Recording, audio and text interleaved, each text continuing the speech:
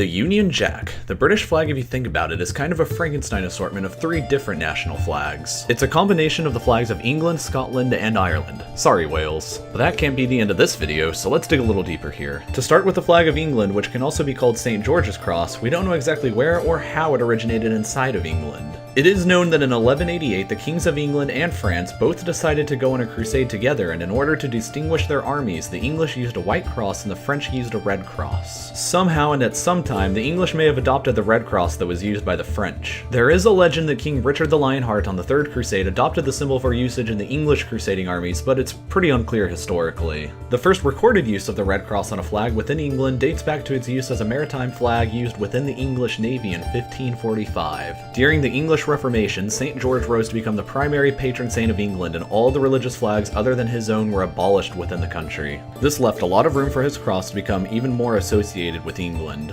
Moving on to the Scottish flag, which is also called St. Andrew's Cross, its origins revolve around the martyr of St. Andrew. St. Andrew is the patron saint of Scotland, and according to legend, he was crucified on an X-shaped cross. The familiar X shape with the image of St. Andrew crucified first began to appear in Scotland in 1180 during the reign of William I.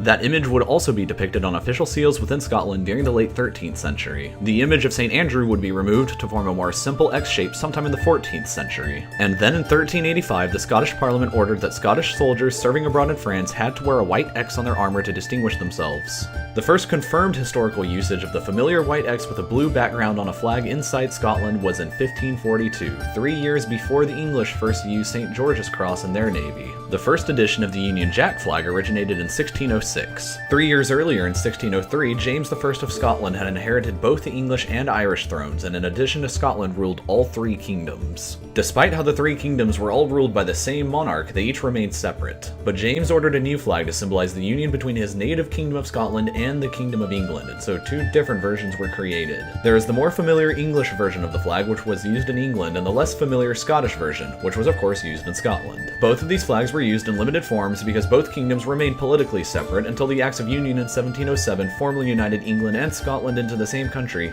Great Britain. After the Acts of Union, the English version of the flag became the official flag of the new country. But that still leaves out the red X shape, which symbolizes Ireland. The red X on a white background is known as St. Patrick's Saltire. It is a symbol of St. Patrick and began to be associated with Ireland as a whole only in the 1780s. It was adopted as the symbol of the Order of St. Patrick, which was an order created by the English King George III. Ironically, as a consequence of this, many Irish nationalists have rejected this flag as a British invention to represent Ireland for themselves. The flag had some usage in Ireland before 1783, but it's rather unclear. It was used on the coat of arms of the powerful Fitzgerald family in Ireland, and it also appears on the back sides of some Irish coins minted around 1480 in honor of the Fitzgeralds. So before 1801, Ireland had been a part of a personal union inside Great Britain, but on January 1st, 1801, the kingdoms of Great Britain and Ireland were formally united into the nation now named the Kingdom of Great Britain and Ireland. In order to represent this addition of Ireland into the kingdom, the flag was again changed with a red X cross so that all 3 kingdoms would be represented on one single flag. Again, poor Wales, even now nobody has figured out a good way to fit you onto the already crowded flag. Even without representing Wales, this Union flag has remained in place even after the majority of Ireland left the United Kingdom. The red X cross now represents Northern Ireland, which still remains a part of the kingdom. In addition to being the flag of the United Kingdom, the flag has been used on several other national flags that used to be a part of the British Empire. It was a part of the United States' flag until 1777 when a certain rebellion changed all of that.